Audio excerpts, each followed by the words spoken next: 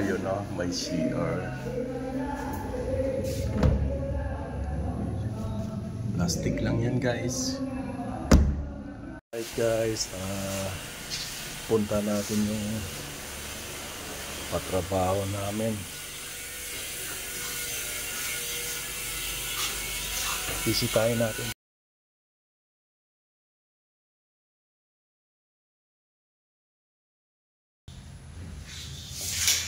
May ceiling. Ito, applyan na lang ito ng skim coat. At sa CR ka na daw? Okay.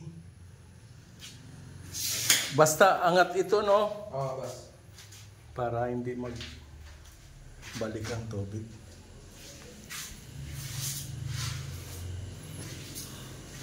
Ayan.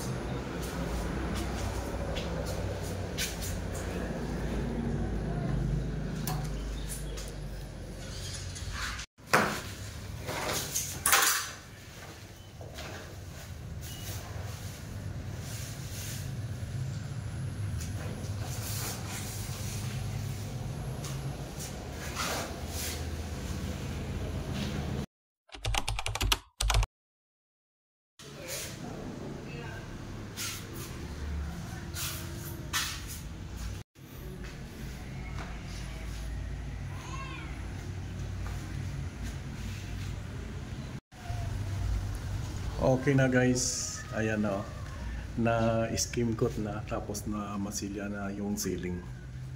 Ayan, diba? Ayan na. Mabilis lang kasi 3 tao ang nagtatrabaho. Tapos dito yung CR. Nakabit na rin yung pintuan. Ayan guys, lilinisin pa yan eh.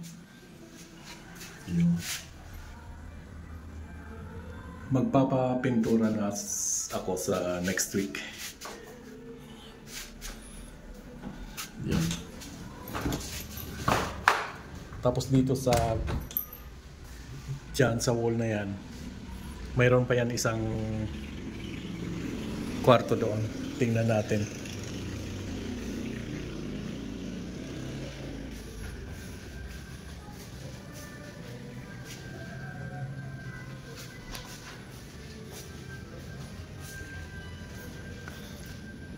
Dito ang plano dito.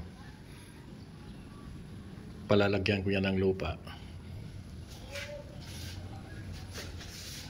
Yan.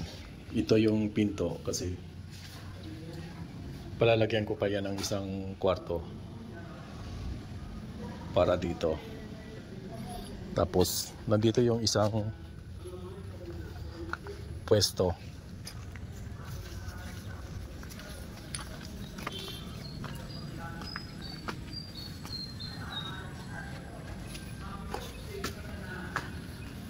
Ayan. Nakaharap dito sa kalsada kasi lalagyan namin ng business. Ito, wala pa ito. Pinauna ko lang doon kasi yung magre-renta doon ay nagmamadali. Ayan. Tapos, ayan, may mga tiles na akong nabili doon sa City Hardware. Tapos dito, patatapusin ko na ito bukas. Yung CR. Dati na itong bahay, renovate lang namin.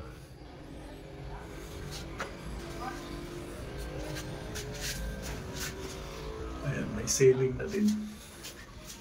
Ayan guys. Yan pa yung pintuan ng CR.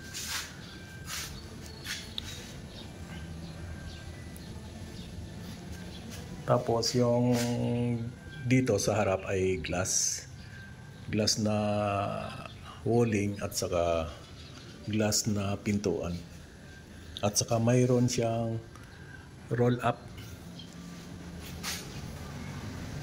Mayroon yung roll up.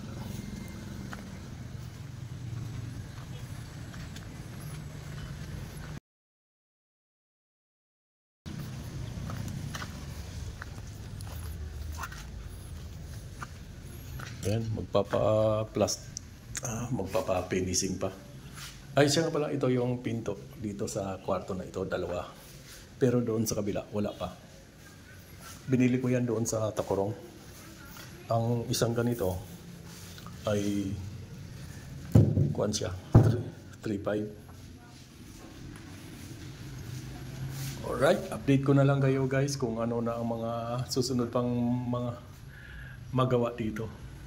Tapos itong bintana ay palalagyan ko lang ng jalousie at saka window grills. Yung kabila na yan. Mamadali kasi yung magre-renta dito kaya pinapatapos ko na ito kaagad. Ayan. May kuha na siya. Masilya. Ano yan? Hardiplex.